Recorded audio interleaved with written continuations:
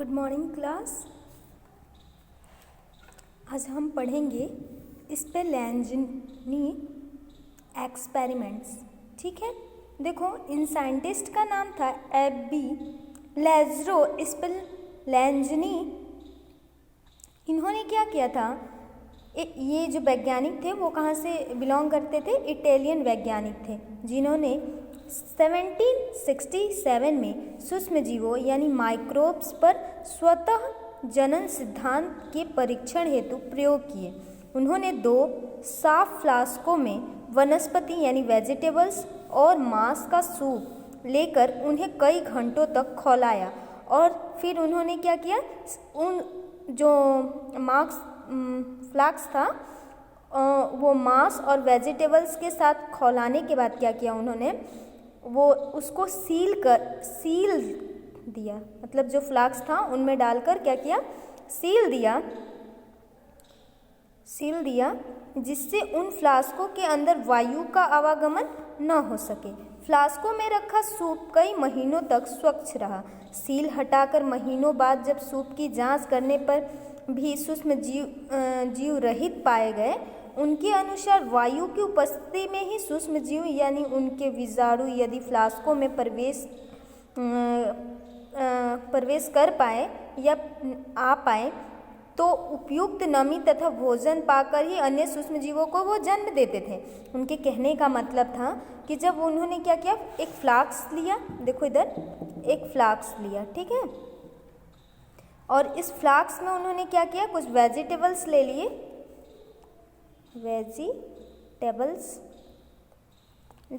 और उसमें क्या किया, मीट ले लिया और इन दोनों को मिलाकर क्या कर दिया, खौलाया यानी बॉयल कर दिया।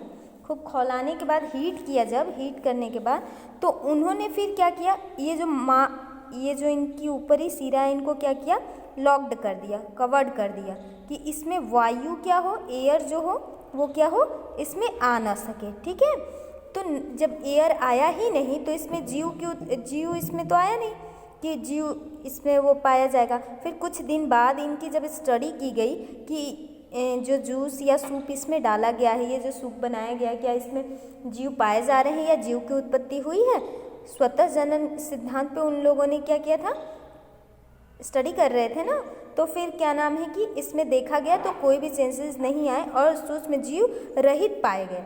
ठीक है, फिर उसके बाद उन्होंने क्या किया, बीजाणु फ्लास्कों में प्रवेश पाए, उपयुक्त नमी तथा भोजन पाकर अन्य सूक्ष्म जीव को जन्म देते हैं।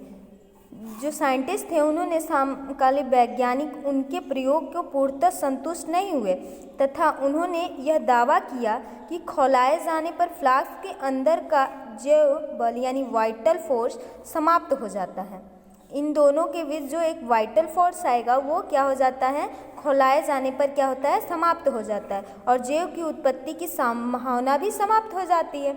सन 1774 में ऑक्सीजन की खोज हो जाने के बाद यह शंका भी व्यक्त की गई कि फ्लास्कों के अंदर से जीवदायी तथा ऑक्सीजन के अभाव के कारण ही जीव पैदा नहीं हो पाते। जब यहाँ पे क्या कर दिया गया था, बंद कर दिया गया था, तो जब एयर जाएगा ही नहीं और जब O2 ऑक्सीजन यहाँ प्रेजेंट ही नहीं होगा तो फिर नए जीव की उत्पत्ति होने की कोई संभावना ही नहीं होती है।